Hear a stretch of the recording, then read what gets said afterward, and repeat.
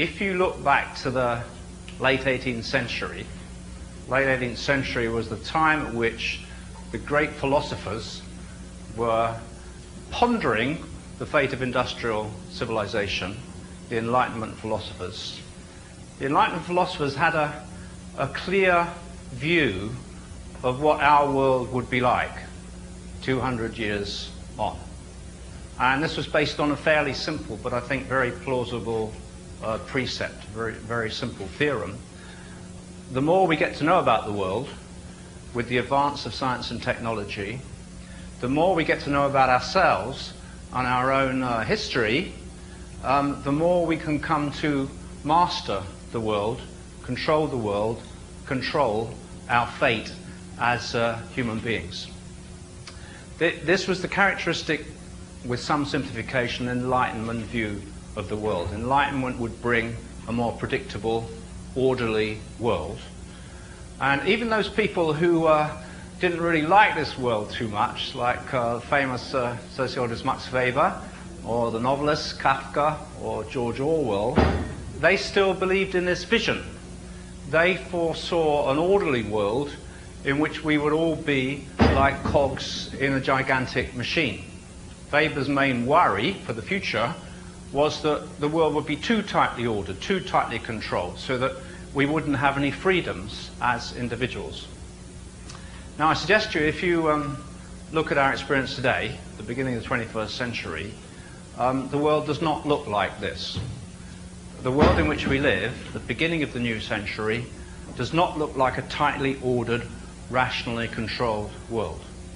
Rather, it looks almost like the opposite, a world which is spinning out of our control, a world marked by fracturing, by dislocation, by a generalized feeling of uncertainty, which I think is reflected not only in uncertainties about the large institutions in the world in which we live, but uncertainties about our personal lives, our personal futures, our own intimate emotions too. Rather than being an ordered world, we live in what I'd sometimes call a runaway world, a world which is lurching towards futures which we don't fully understand. The Enlightenment thought of the future as like a kind of territory, and it was a bit like a colonial venture. They thought with the development of science and technology we will be able to conquer the territory of the future. We haven't conquered that territory. The future to us looks perhaps even more opaque than it used to do in the past. The theme of this lecture really is what our life is like in this runaway world and what we can do to regulate and control it. Now, there are a number of dynamic forces which have produced this runaway world, but there's no doubt that one of the forces lying behind it, or the cluster of forces, is that related to the notion which was in the title of this lecture, the impact of globalization. The debate about globalization, I would like to propose to you, is the single most important debate of the beginning part of this century. The reason being is that it's a debate about what kind of world we're able to shape for ourselves, what kind of world we will be living in 10 or 20 or so years from now. The resolution of this debate, which is a very practical as well as an intellectual debate, will settle those questions.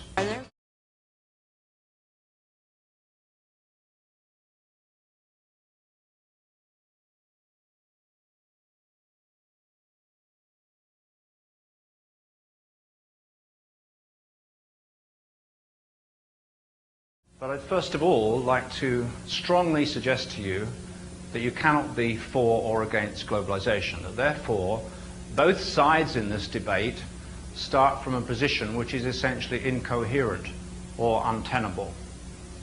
The reason why you can't just be for or against globalization is that globalization is not a single force. It's absolutely central, at least to my way of thinking about these issues, to emphasize that the term globalization does not just stand for the global marketplace, does not just stand for the role of global financial markets, does not just stand for liberalization of the global economy.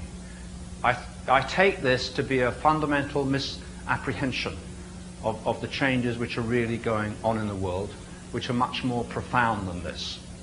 Globalization is not a single phenomenon. It does not have a single source. You're talking about technological change. You're talking about the end of the Cold War.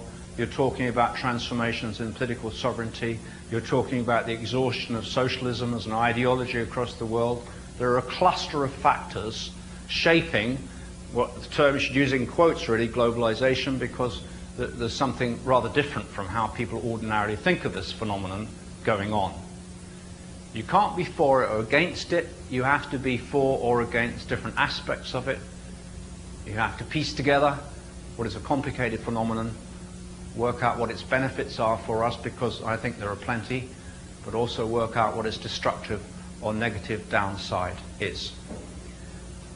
One should therefore not understand by globalization purely an economic phenomenon. Even less than that should one understand by globalization simply liberalization of the global economy. What is it then how should one understand the term? I would like to suggest the following. Globalization is fundamentally a shorthand term to refer to a fundamental restructuring of the basic institutions of the societies in which we live, stretching all the way through from everyday life, through to structures of sovereignty, through to transnational associations. There's like a seismic shift in the structuring of the basic institutions of our societies which is occurring. And you could, if you like, compare this, as some people do, to the late 18th century, because at that time you had like a sort of shakeout of basic institutions under the impact of the Industrial Revolution. You had change in the nature of the family, change in the nature of government, change in the nature of economy, of course, and also changes in the wider world system. Well, something like that, and kind of analog to that, but much more globalized, much more extensive, and much more intensive, because it reaches down into our personal lives much more, is going on today. Some people now suggest the term globalization should be abandoned because it covers a variety of different phenomena.